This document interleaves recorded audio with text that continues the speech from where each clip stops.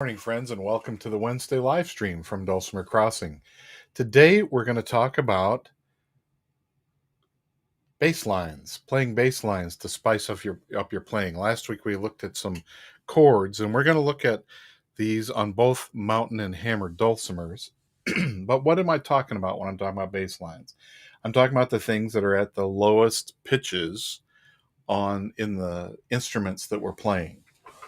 So that requires us knowing what pitches we have on our instruments. So let me get that camera situated. I was set up for one of my students yesterday. There we go.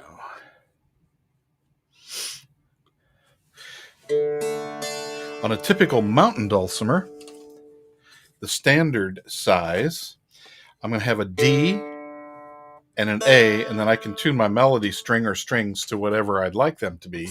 But typically, the low D that I'm playing here is what you'd see on the middle line of the bass clef. So it is below everything on the treble clef.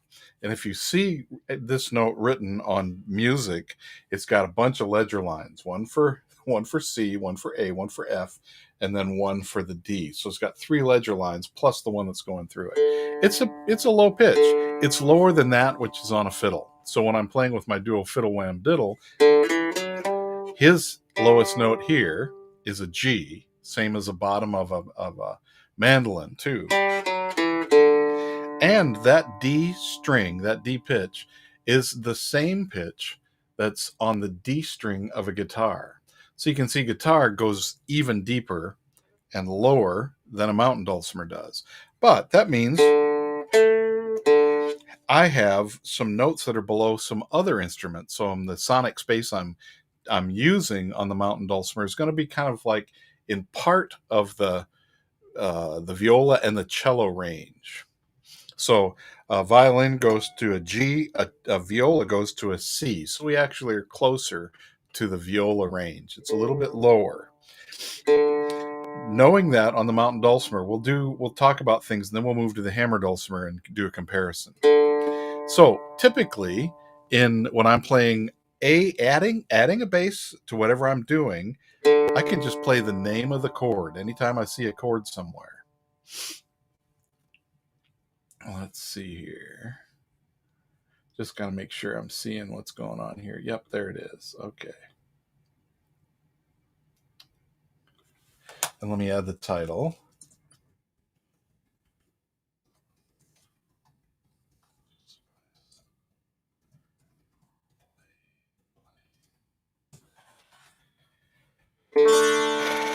And if I have a song that's in D, since I'm tuned to D, that's going to be my lowest note. So I have a place to play a D. And then I can have a place to play a G. I already said that. D, E, F sharp, G. I have a place to play an A. Oh,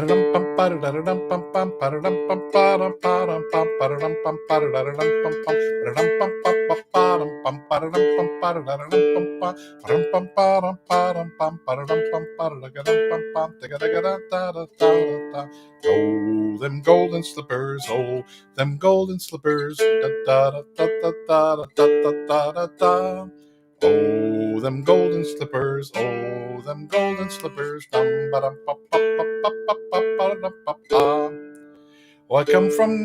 I come from up in Utah with a dulcimer on my knee, and I'm going down to wherever you live to visit friends for to see. Oh, Susanna, now don't you cry for me, for I'm going down to wherever you are, my good friends for to see. Now, in the first example, what I did was play the name of the chord, the bass note, on the beat, whenever that, or at the first beat of the measure. That's what I meant to say.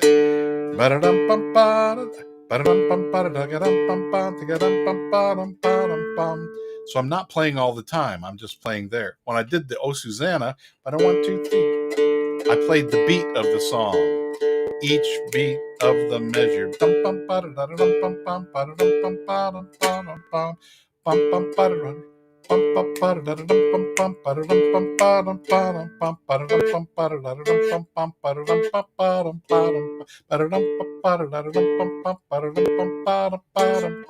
Now I'm playing on the 1 and the 3, the first and third beats of the measure. So if I only have one thing I want to try out, I can try out playing the name of the chord. Doesn't matter if it's major or minor. I can just try out playing the name of the chord on the first beat of the measure or on the pulse beats in the measure. 1, 3, 1, 3, 1, 3. Now, if you have questions about that, or if you haven't tried that yet, that's another strategy while you're in a jam session to play with what do I want to do to keep myself interested, because they may be playing Boil 'em Cabbage Down again for the 60th time. Boilin' cabbage down, boys, turn them hoe cakes round. The only sing that I can sing is boilin' cabbage down. Dum ba dum bum bum ba dum bum bum ba dum bum bum ba ba ba dum bum bum bum bum bum bum bum bum. In that case, I was playing every time the chords changed, and the chords didn't always change on the first beat of the measure. Sometimes they changed halfway through the measure. So I'm paying attention to when the chords are changing, and I'm playing just the name of the chord on the time to play that. Now that's a first good step. Now if I'm that's when I'm playing with other people. If I'm playing by myself, it gets a little trickier.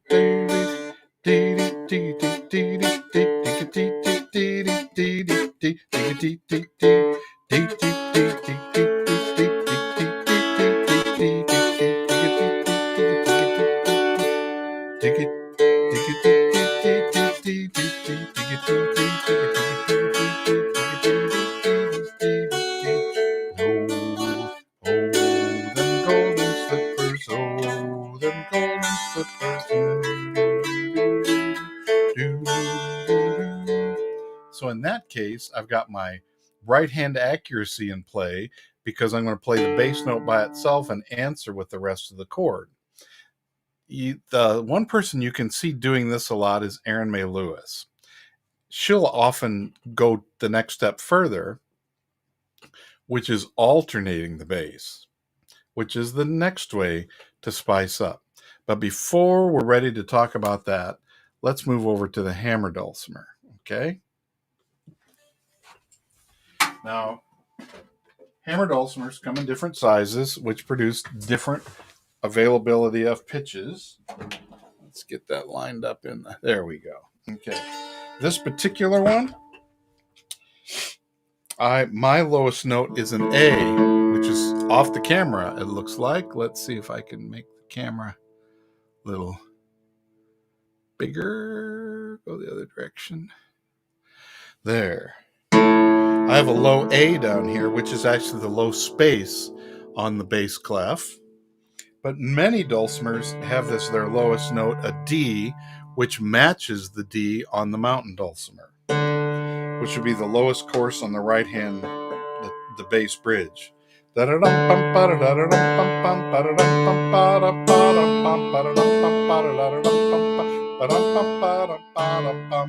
I went up for this A, but this A and this A, because of the double notes in the hammer dulcimer, I could play all marked choruses.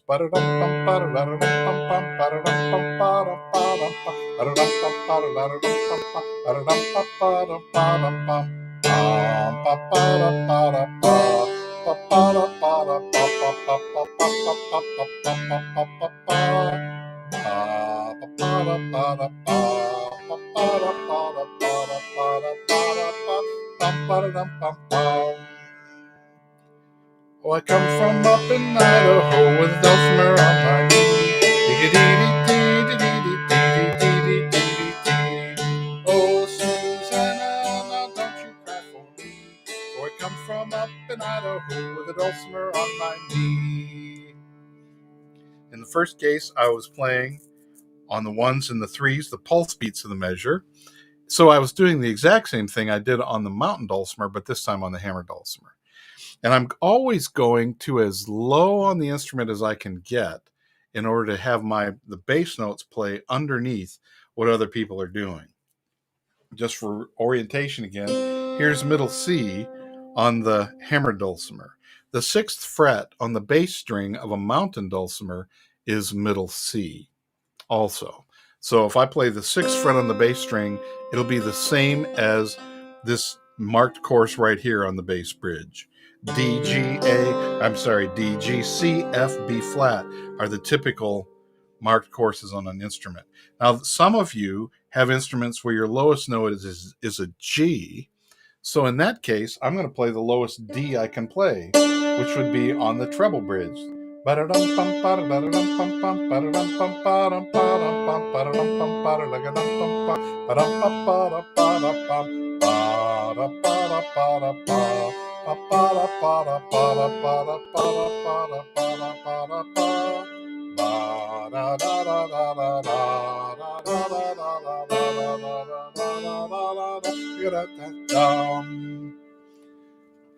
So in both these examples, what we're doing is playing bass notes using the name of the chord to play on different beats in the measure. We can play and let it ring, which is something both kinds of dulcimers can do very well. We can play on pulse beats, 1, 2, 3, 4, 1, 2, 3, 4, and this is in 4/4 time, 1, 2, 3, 4, 1, 2, 3, 4. Or we can play on every beat in the measure, 1, 2, 3, 4, 1, 2, 3, 4, 1, 2, 3, 4, 1, which makes it feel more like disco. Now, if you have any questions about that, feel free to ask those questions. But what I want to do is move to an alternating bass line. Oops, got to be in the place I want to type and get all those things to matter. You might have heard this before. I wrote an article several years back for Dulcimer Players News called Playing Basslines. It's a series, actually, playing bass on the mountain dulcimer. I think you can find those in the archives. I know you can also find them. Let's get here. Let me share that. DPN.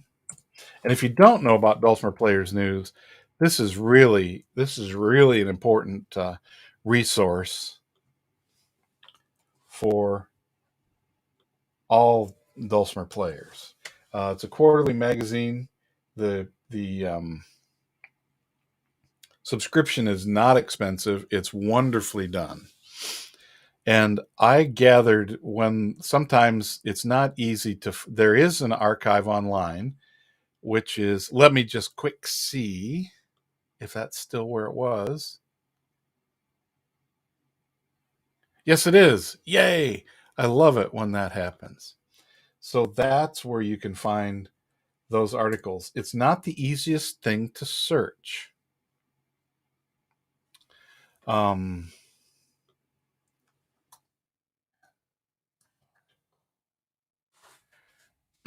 And so one of the things that I did was create an archive of my articles, or at least where you can find them on my website. And so, and I used to write articles for Dulcimer Sessions by Mel Bay, but those things don't currently, that website doesn't currently exist anymore.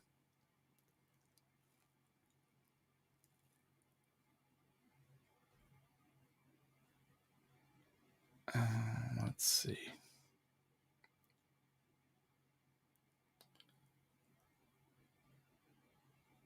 That still doesn't show where I put them.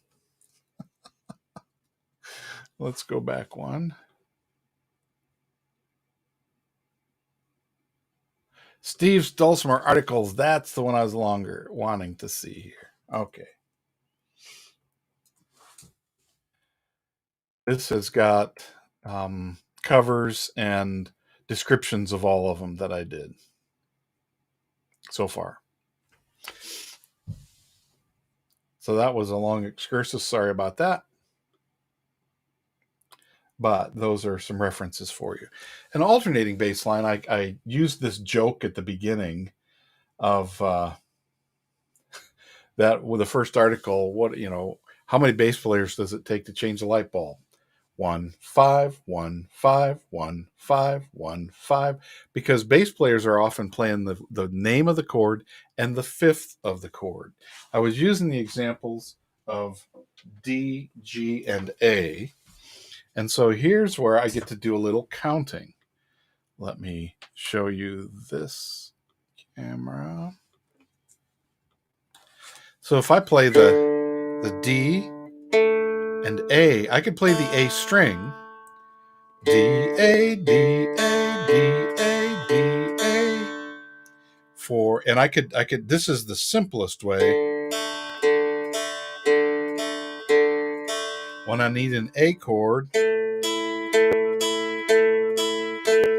so I'm playing 0, 0, 0, 0, 4, 4, 4, 4.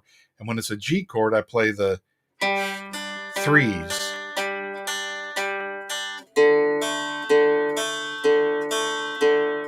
But I don't know if you've noticed when a bass player is playing how their hand is doing this on the stand-up bass.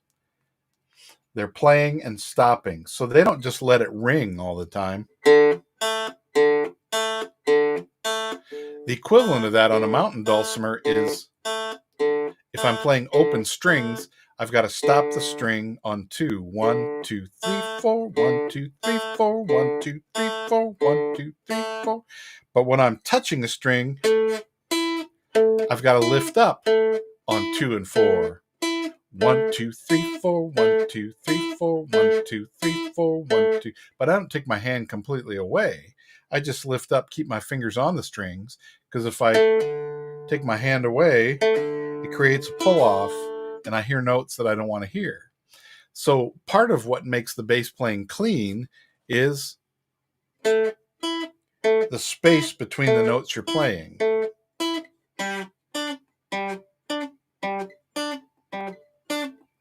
And I'll notice, especially as the strings get thicker, when I try this on a baritone or I try it on an actual bass mountain dulcimer, which is it got everything an octave lower, that the bigger strings mean I have to really work a little tighter and carefully so I don't get a buzz when I lift up my finger.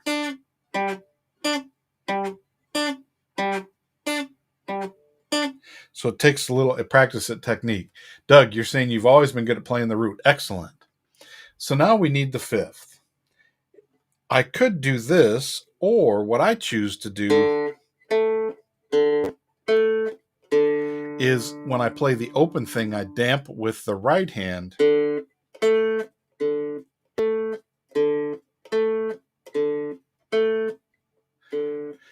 when I'm playing a 1 and 3,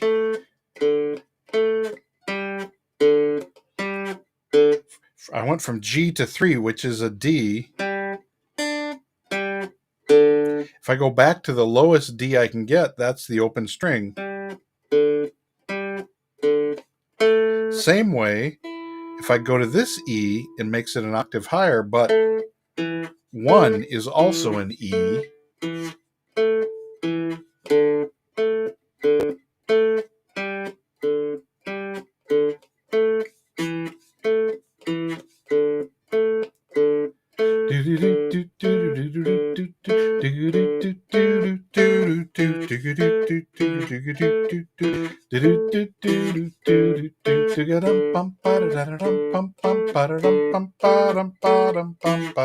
You notice I had to play 2 A's in a row. Can I do that?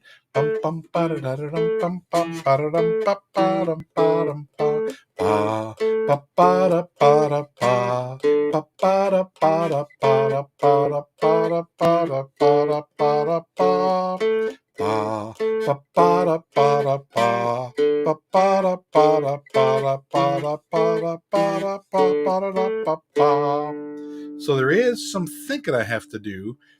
Several techniques I'm doing at the same time. I'm playing, I'm lifting on this hand, I'm playing and stopping on the hands, the sides I don't. So I pluck and I turn and I use this side of my hand to deaden the strings.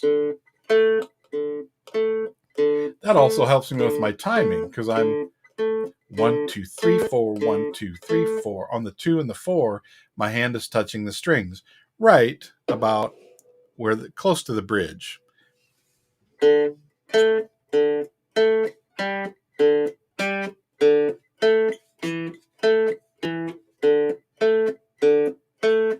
Now that's a lot cleaner.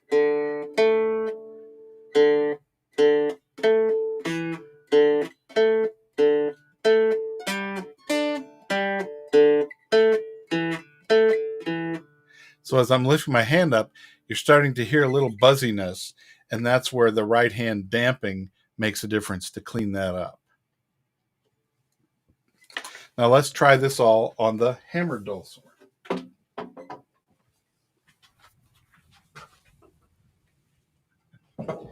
Now I've got an extra tool in my kit. With a hammered dulcimer, I've got my damper pedal. That's what these are on either side, are dampers.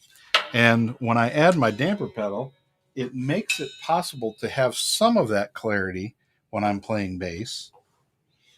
It's not exactly the same because there are so many sympathetic vibrations that are happening on the hammered dulcimer that if I play one string and stop it, the other ones that like that pitch are going to keep on playing. So that's one of those things one has to get used to.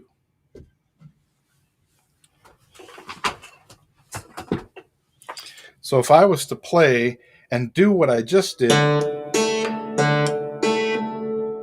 you can, all the other D's are ringing, and then all the A's, because there's a sympathetic vibration with the A, everything keeps ringing if I do that. Yeah, but I can stop.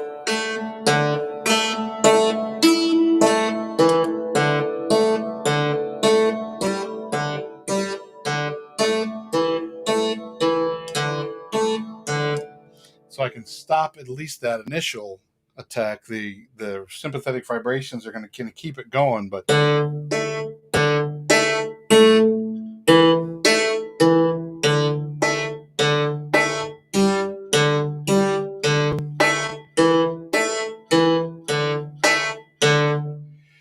playing with the dampers, I'm using my foot pedal to be the hand damp that was on the mountain dulcimer. So I'm playing on 1, my foot is going down on 2, I'm playing on 3, my foot is going down on 4. And that's more effective at damping all the sympathetic vibrations, which is one of the reasons people will say, I really would like dampers on my instrument, but then it takes some time to develop the technique to play. If you're a piano player, this part is called pedaling, and the issue is everything you learn that applies well to the piano is backwards because on a piano you have to push the pedal to stop it. To hold it down and let it ring. Here I play and it rings all the time until I push the pedal down.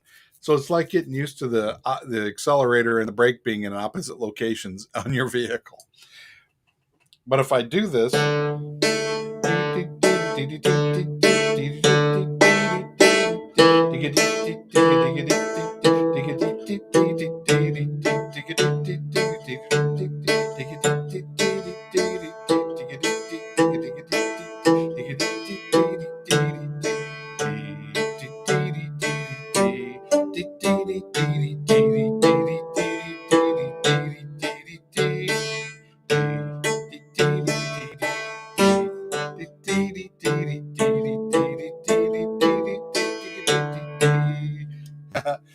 I flipped and had the fifth, that A playing first that last time. Now let me see if you have any questions about that. I played with the right hand being the damper after I played. Some people use their finger because they feel like they can be more accurate.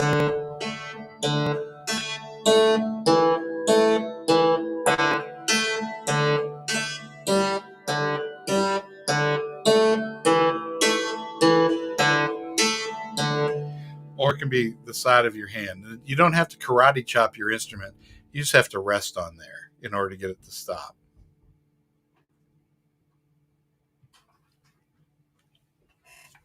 So if all I do when I'm playing a song is if I'm playing with other people, if all I do is add a bass note, it's already spicing things up. if I add the 1 and the 5, or the first and the fifth of whatever chord I'm playing, that's going to spice it up even further. We're not going to have time to go into the next step until next week, when we'll talk about walking bass lines. But this is the simple way that I'll suggest playing and adding some spice to what I'm playing. Now, one of the things I had to learn on the hammer dulcimer is, as a person who writes what I write with a right hand, I played all the time down in the bottom of my instrument. And I realized if I learned how to play the melody with my left hand, it would give me some room with my right hand.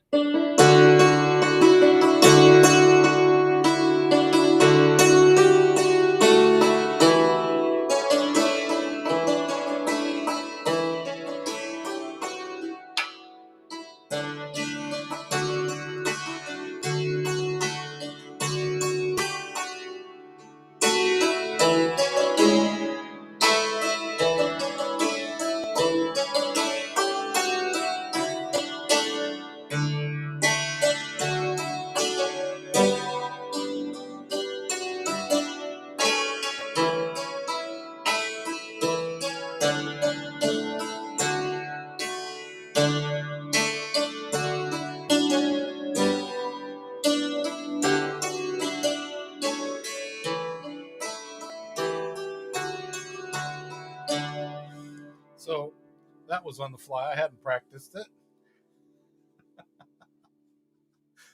Walking bass is difficult with a double bass. Well, the way I've seen some people do that, Doug, is remove their end pin and put a wheel on it. So it's a rock and roll bass. And now you can groan, arg. So what we're going to do is, and we've been talking about in 4/4 time what the bass line can do. Now there's some people who have some resources that can help you with all of this. Janita Baker just published a new book. Um, see if I can find a quick reference for it.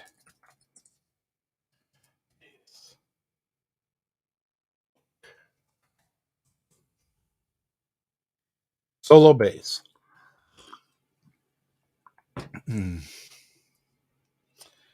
And if I ordered it and it arrived, I got to find out where it went. But she's got that. Elaine Conger is another person. And we have some lessons from her about playing bass on Dulcimer Crossing. Here it is.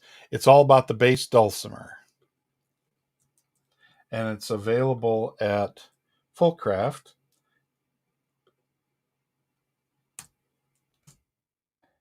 And Jim Miller in East Tennessee has got, there it is, Bass Dulcimer Basics. It's on his list of songs, or list of products.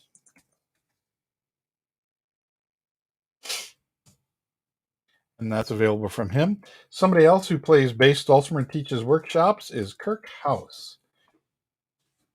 Oops, I've got to make sure that Facebook doesn't add people's names in here that I wasn't wanting there. So those are some resources if you're interested in playing bass. Those are all mountain dulcimer focused. Using those principles on the hammer dulcimer is easy to do. Just distill and play, learn the concept and the technique, and then just apply it to the bass dulcimer.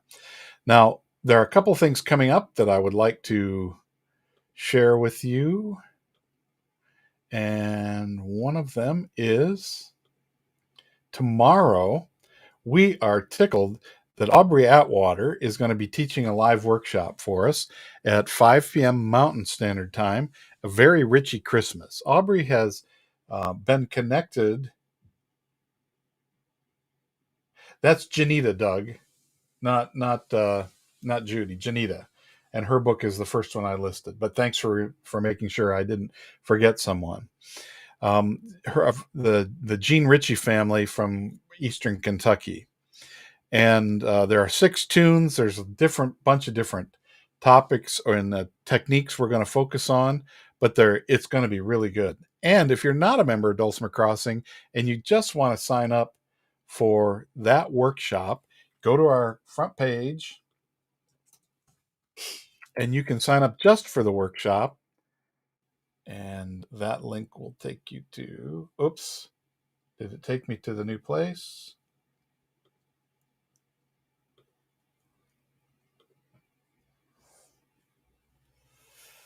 Yep, it'll take you to a place where you can purchase that access to that workshop and the archive video of that workshop. So that's tomorrow.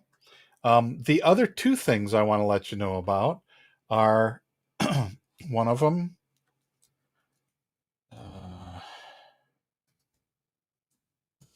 I host a Zoom play along Advent prayer service every Wednesday night.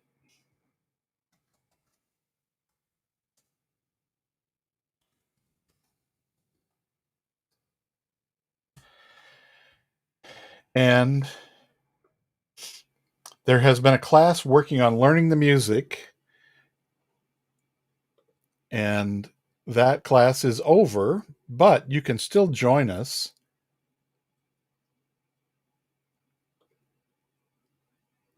Oops, that's not the one I wanted.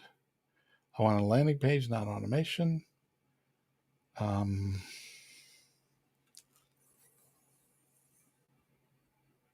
Yep, here we go.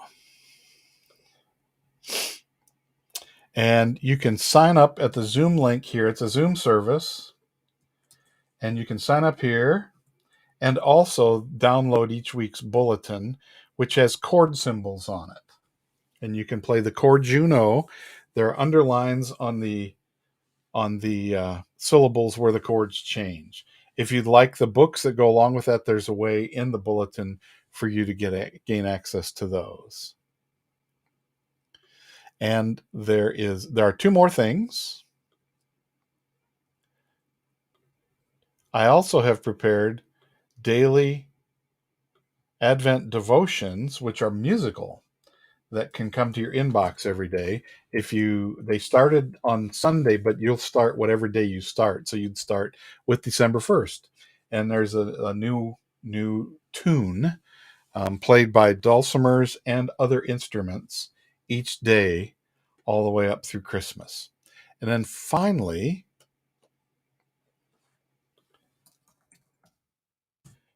let's go here. I am doing an Advent concert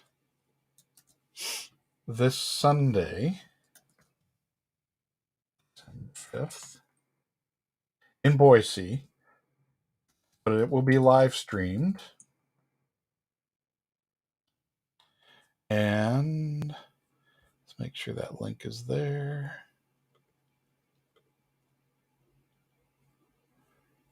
Oh, I got to fill it in. So I'll leave it in the. I'm not going to put it here, but there's a concert live streamed at 3 p.m. Mountain Standard Time. It'll be live streamed to my Steve Yulberg Facebook page. And let's see. Oops, I forgot to stop sharing. There we go. So that's all the stuff that's coming up.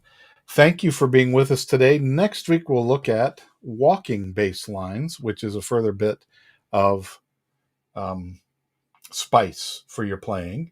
And as always, I hope you have a wonderful time playing your instruments. For now, bye.